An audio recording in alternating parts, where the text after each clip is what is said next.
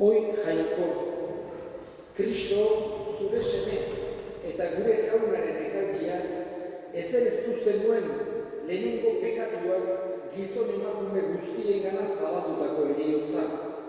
Egin gaitzazu zure semearen antzeko, gure izaten mugatuak beharturik, gizaki lurtarraren irubia daramagunok, zure grazia santutzaileari esker, gizaki zerutarraren irubia ere eraman dezagun. Errege bizi baita, gizaldi eta gizaldietan.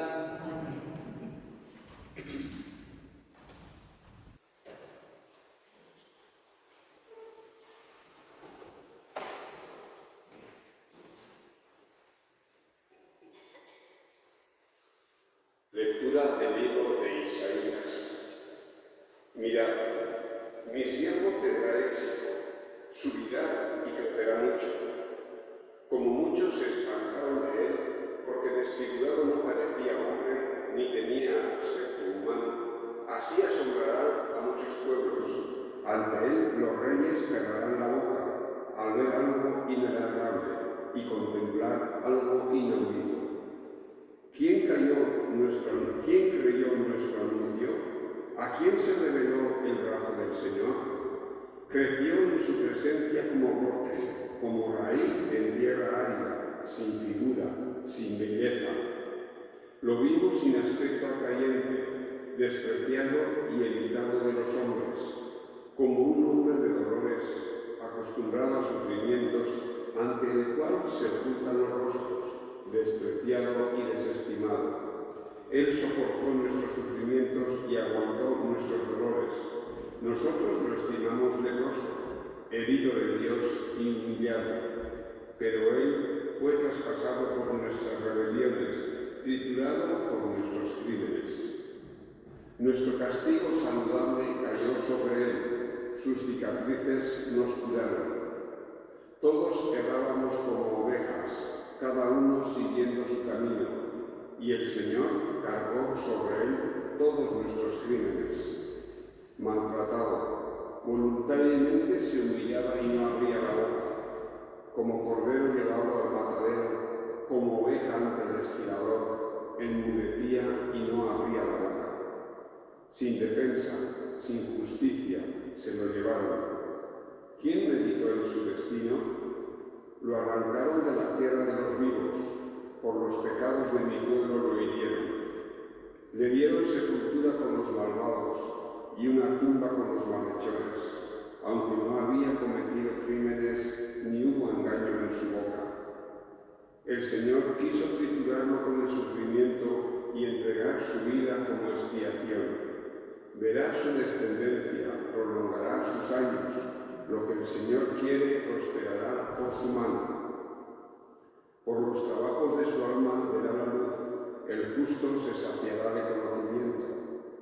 Mi siervo justificará a muchos, porque cargó con los crímenes de ellos. Le daré una multitud como parte y tendrá como despojo una muchedumbre, porque expuso su vida a la muerte y fue contado entre los pecadores. Él tomó el pecado de muchos e intercedió por los pecadores. Palabra de Dios. Padre, en tus manos encomiendo mi espíritu. A ti, Señor, me acojo. No quede yo nunca defraudado. Tú, que eres justo, ponme a salvo. A tus manos encomiendo mi espíritu. Tú, el Dios leal, me librarás. Soy la burla de todos mis enemigos, la irrisión de mis vecinos, el espanto de mis conocidos. Me ven por la calle y escapan de mí. Me han olvidado como a un muerto, me han desechado como a un cacharro inútil.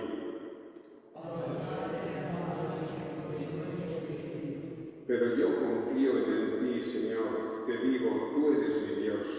En tu mano están mis azares, líbrame de los enemigos que me persiguen.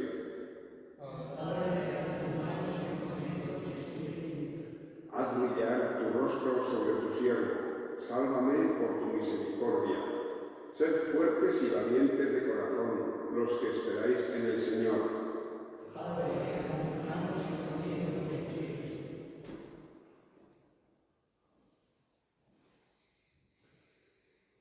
Ebertarrek egindako epistolatik. Zenideo, Jesus Palgoikoaren semea dugu zeruetan sartu zen apaiz nagusi handia. Eutsi bezaiogun beraz, sinismen aitormenari. Gure apaiz nagusia ez baita gure hauneriaz erruki ez daitekeen norbait. Baizik gure antzeran gauza guztietan aztertua, baina pekaturik gabe. Guazen beraz uste osoz, graziaren arrukira, errukia iritsi eta behar horiko laguntza emango digun mesedea aurki dezan. Kristo, haragizko bere bizialdian, heriotzarik gorde dezakeenari. Deadar handiz eta negarrek, otoitzak eta eskariak egin zizkien. Eta bere begirunateatik entzun egin zizaio. Eta semea izanik ere, bere neke artean ikasi zuen esaneko izaten. Eta bere betera iritsirik, haren esaneko direnentzat betiko salbamen iturri egin zen. Jaunak esana,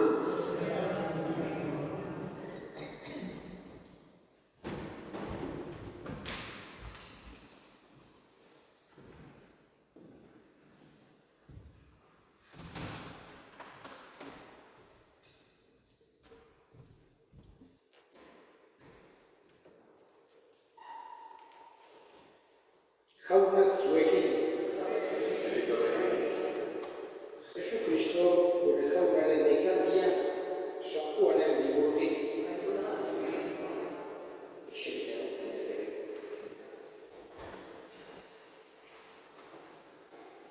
aldian, Jesus Zedronko errekaz beste aldera atera zen bere ikasleekin. Bazenan deklaratzara eta antxe sartu ziren bera eta bere ikaslea. Judas zaltzaileak ere bazekien lekura.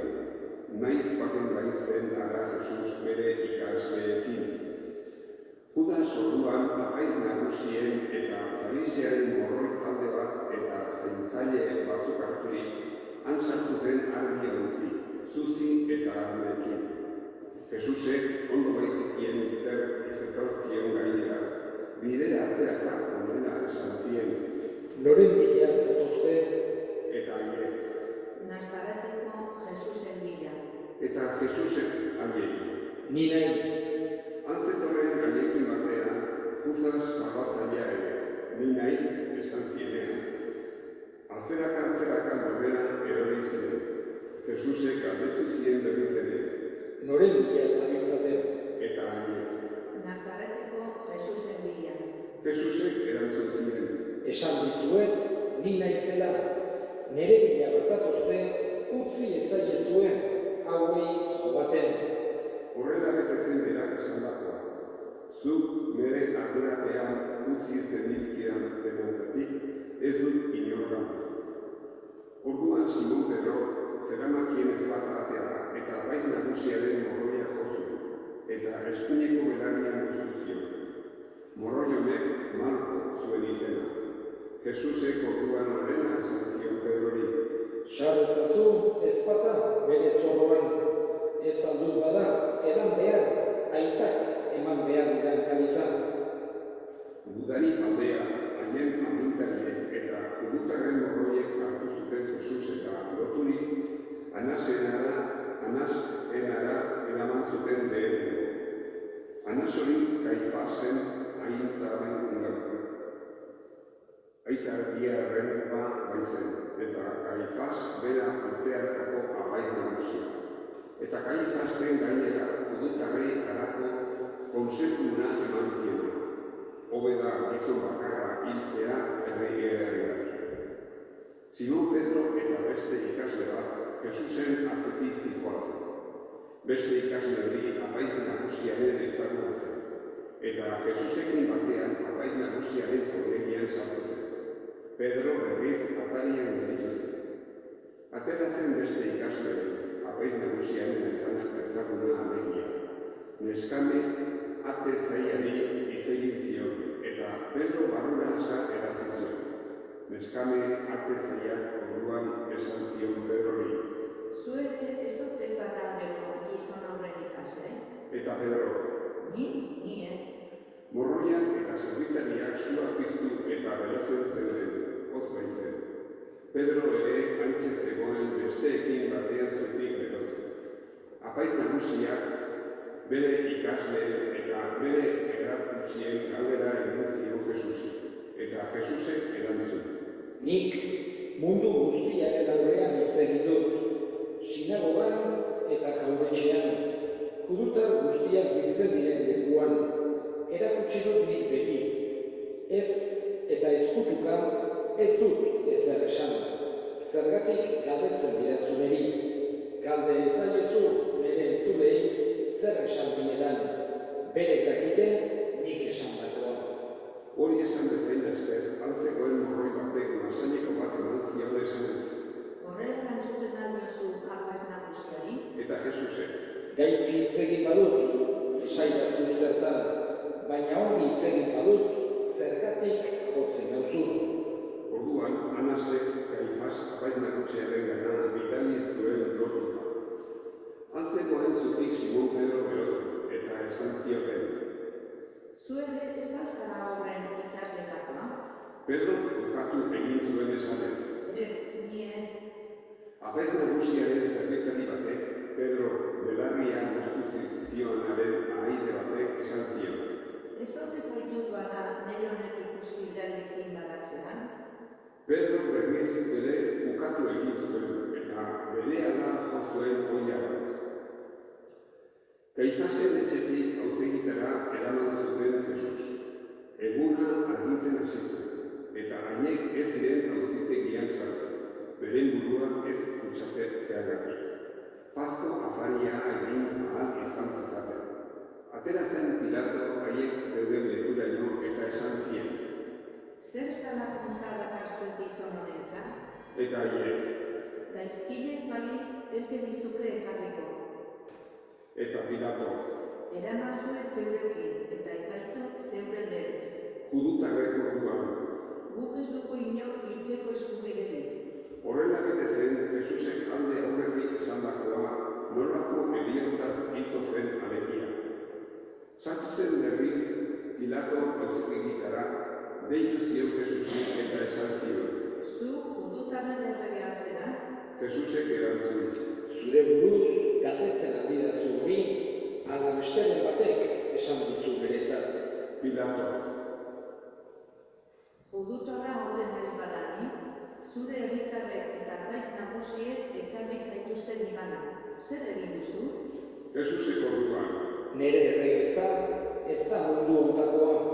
Mundu ontakoa balitz nere erregetza, nere zaintzaileek gogor egingo lukete. Ni judutarren esku egi ez nendin. Nere erregetza ordea ez da hemengoa. Pilatok. Erregezera beraz? Jesusek erantzun zion. Zer horrek diozu, errege naiz, hortarako jaioa naiz, eta hortarako etorria mundura, egiari aitormen egiteko, egiaren denak entzuten du bere hitza. Pilatok orduan. Zer da egia? Hori esan nahi berriz ere, judutarren gana atera eta esan zien. Nik ez diot errukik aurkitzen gizon honi, baina ohitura da zuen artean askoan gaizkile bat askatzea. Nahi alduzuen judutarren erregea askatzea? Haiek berriz zehara. Ez hori, Barrabas baizik. Barrabas hau lapurra zen. Pilatok orduan Jesus hartu eta zigorkatzeko agindu zuen. Eta gudariek arantzazko koroia egin eta buruan ezarri zioten. Eta sorbalda gainean purpurazko soin gainekoa jantzi eta erdian harturik honela esaten zioten. Agur, judutarren errege. Eta masailekoka zerabilkite. Atera zen Pilato berriz eta honela esan zien judutarrei. Hemen dakartzuez berriz ere gizon hau. Jakin ezazuen ez diodala errukirik aurkitzen. Atera zen bada, Jesus buruan arantzazko koroia eta sorbaldan torturazko soin gainekoa zuela. Eta Pilatok esan zien. Hemen duzue gizona. Apaiz nagusiak eta Juda mutila ura ikusteak behalarka hasi ziren. Josi hori, josi gurutzean. Pilatok ordea. Arrezazue eta josi zeurok gurutzean. Nik ez diot errukirik aurkitzen. Judutarrek orduan. Guk badugu legea, eta gure legez eriotza merezi du, jangoikoaren seme egin baitu bere burua. Pilatok hitzaiek entzutean gehiago beldurtu zen, eta berriz ere auzitegira sarturik honela mintzatu zitzaion Jesusi. Nongoa zerazu? Baina Jesusek ez zion erantzun. Pilatok orduan. Esan didazu ezer erantzun nahi? Esan dakizu badakadaranik eskubide zu askatzeko eta eskubide zu gurutzean posteko? Jesusek orduan. Ez zenuken nere gain horrelako eskubiderik izango goitik eman ez balitzaizun. Horregatik, ni zure esku utzi nauenak error handiago badu. Handik aurrera, Jesus askatu nahian zebilen Pilato, baina judutarra behalarka hasi zitzaizkion. Hau askatzen baduzu, zera Zesaren arizkide. Bere burua errege egiten duena Zesaren aurka dago. Pilato izoiek entzutean, atera zuen Jesus berriz ere, eta auzi aurkian eserik erazi zuen. Harri solailu deitzen zioten lekuan, erreztaraz berriz Gabata. Paskoaren prestarela eguna zen, eguerdi inguru, eta Pilato honela esan zien judutarrei. Horra zuen erregea. Haiek behalarka erantzuten zioten. Ken hori, ken, josi gurutzean. Eta Pilato. Zuen erregea gurutzean josi beharra dut? Apaiz nagusiek orduan. Guk ez dugu Zesar beste erregerik. Orduan haien esku utzi zuen Jesus, gurutzean josi Zesar. Hartu zuten Jesus eta ura gurutzea sorbalda zeramana buru ezurtegi berberaz berriz Golgota izeneko lekura atera zen. Han josi zuten gurutzea, eta harekin batean beste bi, bada alde batetik, eta bestea bestetik, eta erdian Jesus. Gurutze buruan idazkun bat ikinezko agindu zuen Pilato. Jesus Nazaretarra judutarren erregea. Judutar asko irakurri zuen idazkuna, hiritik hurbil baitzegoen Jesus gurutzean ikusitako lekua.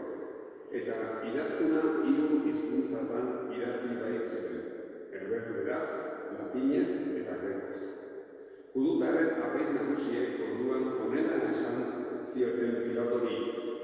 Ez ipini judutarren erregean, baizik honek esan du judutarren erregea naiz. Baina Pilato, Idatzi dut eta idatzirik dago.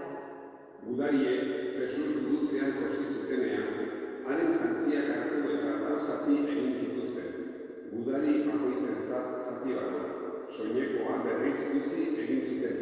Posturari gabea zen soinekoa, goitik behera erabat eioa, eta elkarri esan zioten. Ez dezagun zatitu, baizik txos egin dezagun zeini ateratzen zaio. Horrela bete zen liburu santuak dioena, nire jantziak berentzat banatu zituzten, eta nire soinekoa txos egin zuten. Hori egin zuten gudariek. Jesusen gurutzearen oinean zeuden bere ama Amalezpa, Kleofasen Maria eta Maria Magdalena. Jesusek bere ama ikustean, han bertan berak hain maite zuten ikaslea, honela esan zion amari. Andrea, horra hor zure semea, Eta gero ikasleari. horra hor zure ama. Eta ordunezkero ikaslea bere etxean eduki zuen Maria. Gero Jesusek dena betezela ezaguturik liburu santua betezedin honela esan zuen. Egarri naiz, Bazenan ozpinez betetako pitxarra, eta ozpinetan guztitako belaki bat, gainalean muturrean loturik, Espainietara eman zioten. Ozpina hartu ondoren honela esan zuen Jesusek. bete da dela, Eta burua makurturik azken arnasa eman zuen. eta egon ditxo bat egiten dugu.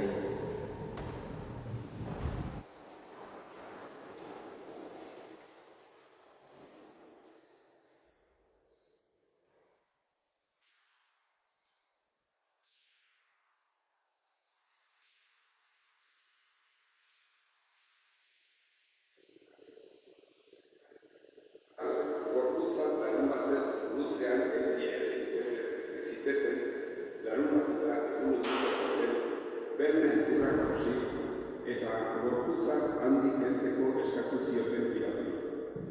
Etorri ziren gudaria, eta Jesusekin batean gurutzean jositako lehengo hori, eta besteari berne ezurrak hautsi zizkieten.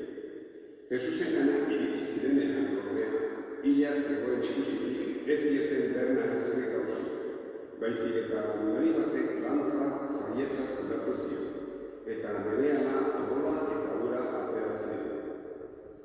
Ikusi zuenak berak etortzen du egin, eta egiazko da haren aitormena. Berak badaki egia dioela, zuek ere siniz dezazuen. Guzti hori liburu santuak dioena betezedin gertatu zen. Ez diote zurrik hautsiko. Beste leku batean horiek, ikusiko dute zuratu zutena. Gero, adinaterako Jose, bera ere Jesusen ikaslea zen naiz ezkutuka, judutarren bildurrez, Jesusen gorputza eramateko usteko eskatu zion Pilaturi. Pilato eman zion baimena. Hare orduan joan eta eraman egin zuen Jesusen gorputza. Etorri zen Nikodemo ere, lehenengo aldiz Jesus ikustera gauez joan zena, mirraz eta aloezko nanaste batetik. 100 bat libra zekarrik. Hartu zuten beraz Jesusen gorputza eta usai gogoz gauztuturik dena oialetan lotu zuten. Judutarren ehortzi ohitura den bezala.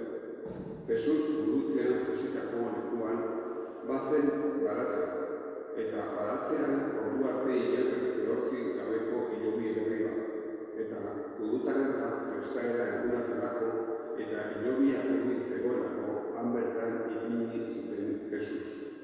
Jaunak esana.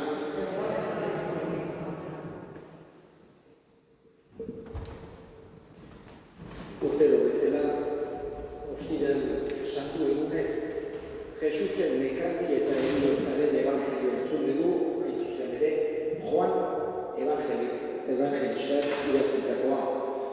Errango iganden, beste hirurak sinoptikoek idatzitakoak entzuten ditugu hiru ziklotan, Mateona, Markosena eta Lukasena. Hortengoan tokatu zaigu azikloan daudelako Mateorena entzutea. Baina urtero, ostira santu egunean, Joanen evangelioa. Pentsatu behar dugu, inor lehenengo pertsonan testigu izan balima zen, uraxe Joan degula. Hau da, Joan hantxe egon baitzen, baita Jesusekin gurutzean ere. 12 apostoluetatik, bera bakarra izan duzen hantxe egon duzena. Jesusekin batera, Mariarekin, Mariaren aizpa, Kleofasen Mariarekin, eta hantxe egon duzen Joan horregatik, berak kontatzen dizkigun gauza gehienak zuzenean ikusitakoak dira, eta entzundakoak. Eta guretzako horrek balio handia dauke. En este evangelio, en esta pasión, según San Juan, que acabamos de escuchar, él nos cuenta lo que vio en primera persona porque estuvo al pie de la cruz y él escuchó de boca de Jesús aquel, ahí tienes a tu madre, y a la Virgen le dijo, ahí tienes a tu hijo. Esas palabras en las que desde el principio del cristianismo siempre se ha considerado que Jesús ponía a Juan como, vamos a decir así, representante de todos los cristianos. Son palabras que nosotros también tenemos que oír dirigidas a nosotros. Ahí tienes a tu madre, ahí tienes a tu hijo. Como digamos que la mayor parte del Evangelio, al ser una palabra viva, la palabra de Dios, también se dirige a cada uno de nosotros. Y además, en cada momento, en cada lugar, en cada situación de nuestra vida, nos puede, nunca evidentemente va a decirnos algo contradictorio, pero sí hablamos de una forma que nos parece incluso distinta, que nos está diciendo algo nuevo, incluso porque es una palabra viva que se adecúa a la persona, al lugar, etc., sin evidentemente tener ninguna incoherencia interna. También Juan escuchó, y con esto voy a terminar, porque siempre la palabra de Dios es mucho más importante que lo que pueda decir el sacerdote, y hoy hemos escuchado nada menos que la pasión. Esa frase que dijo Jesús, tengo sed, tenía sed, evidentemente, porque después de la paliza que le habían dado y todo, digamos, la sangre, el sudor, etc., tenía una sed grande, pero también se interpreta de una segunda manera como una sed espiritual. Jesús, lo vemos en la cruz, que tiene sed de todos nosotros. Él está muriendo por nosotros, Él nos quiere mostrar su amor. Él no es un soberano que ha venido a imponerse por medio de la fuerza o ha querido asustar a la gente con su potencia, o con el lujo, o con el dinero. Viene, es un Dios que se hace pequeño, es un Dios que lo vemos con corona de espinas, es un Dios que quiere ganar nuestros corazones por medio del amor, por medio de la mansedumbre. Todo este momento vemos a un Jesús, evidentemente, hablando claro, diciendo la verdad, pero también con una gran humildad, una gran mansedumbre, una gran misericordia. Eskatzen diogu, bere nekaldia entzuteak, bere nekaldia gogoan hartzeak, gure berarenganako eta lagun urkoarenganako maitasuna areagoren ditzala.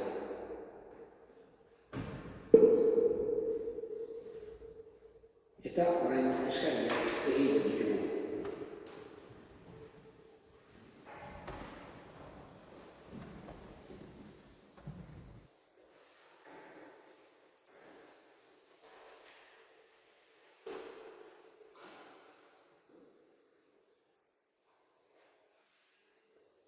Oremos también por la Santa Iglesia.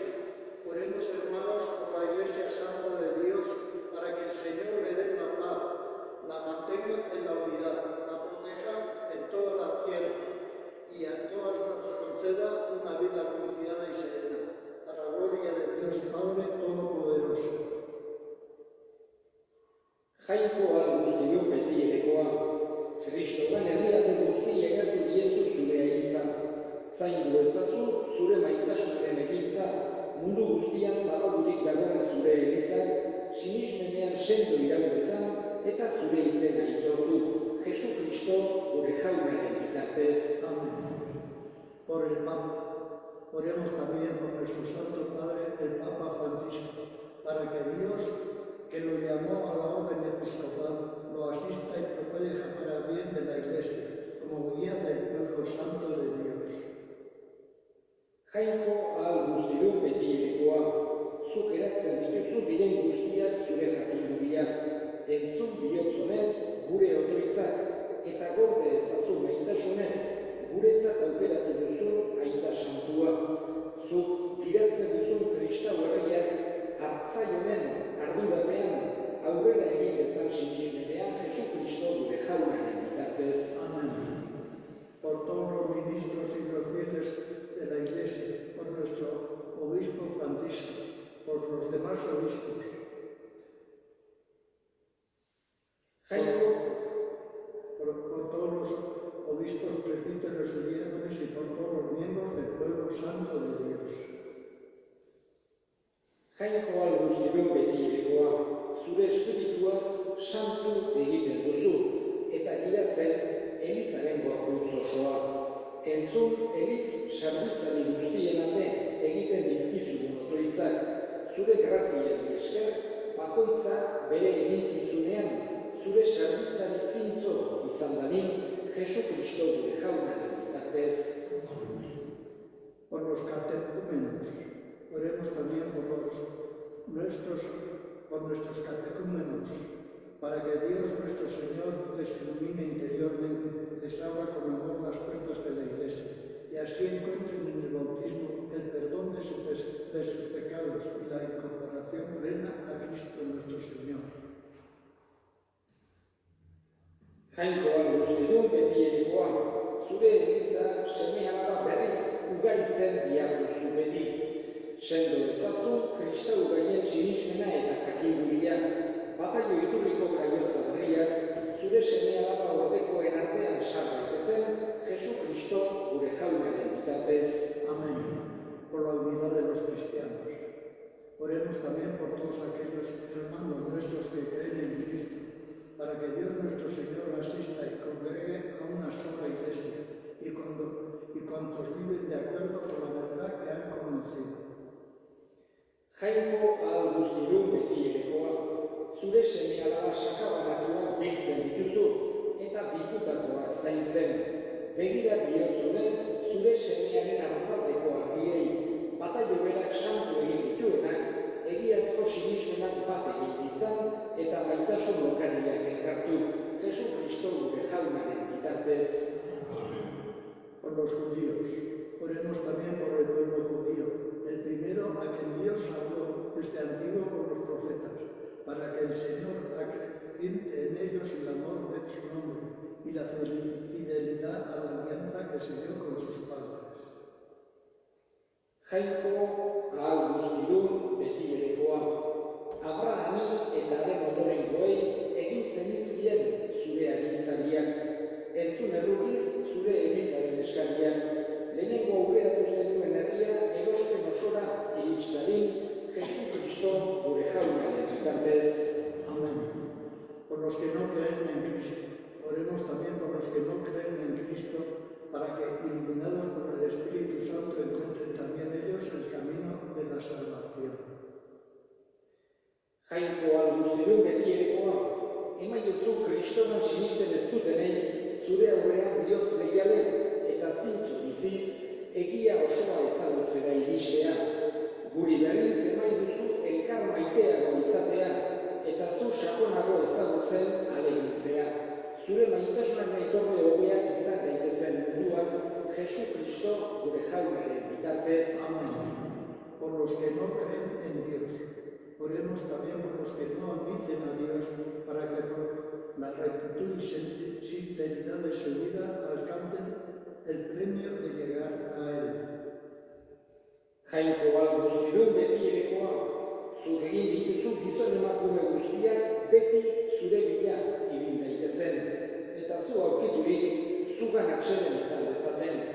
Egizu mundu honetako neke eta estualdietan, denek ikus ditzatela zure bihotz onaren ezaugarriak, eta zure sinistedunen testigantza horrela pozik aitor dezaten, zu zarela egiazko jainko bakarra eta guzti honen da, Jesu Kristo gure jaunaren bitartez. Amén.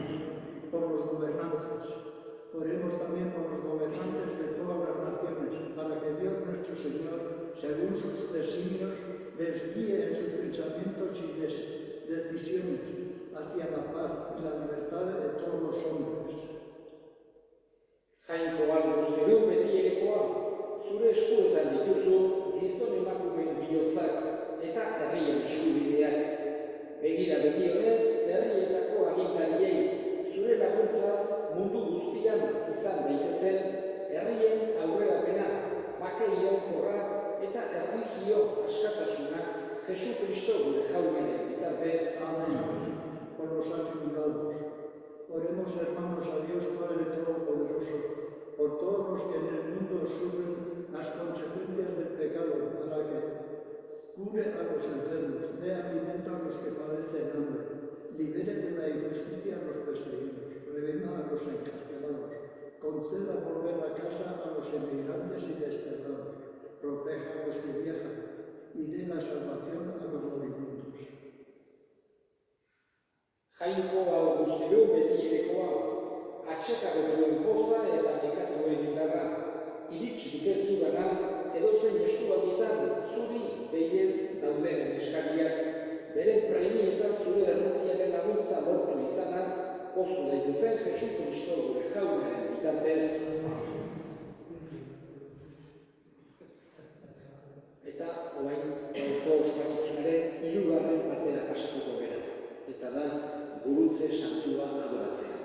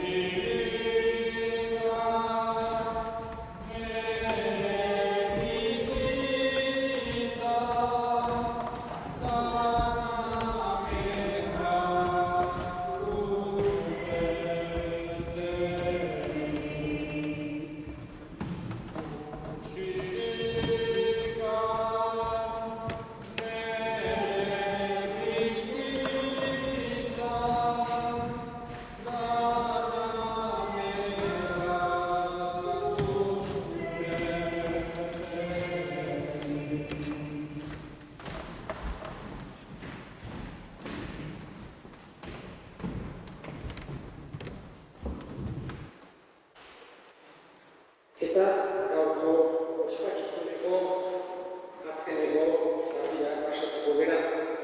Gaurkoan ez da mezik ospatzen, aspaldi konturatu bezala, Jesus hilda dagoela gogoan hartzen dugulako. Horregatik, atzo konsagratukako jauna hartuko dugu orain. Aurrena, Jesusek berberak erakutsitako otoitza esanez. Salbatzaileak aginduta erakutxiari jarraituz, beldur gabe esan dezagun. Gure aita zeruetan zerana, santu izan zure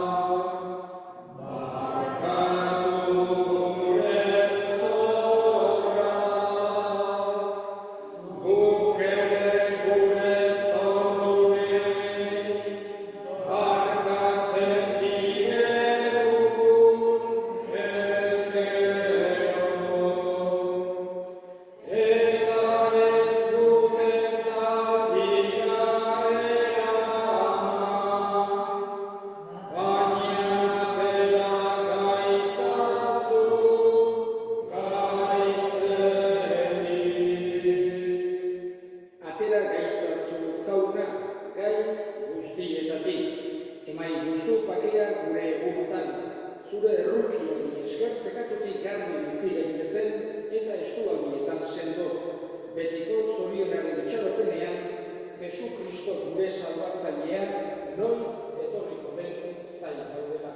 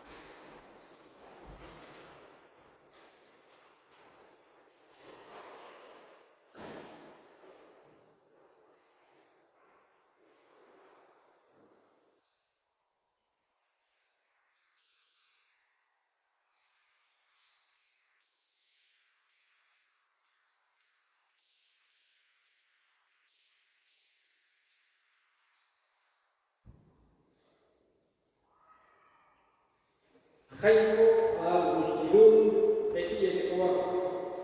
Zure seme Jesu Kristoren heriotza eta piztuera doatsuaz eraberritu gaituzu.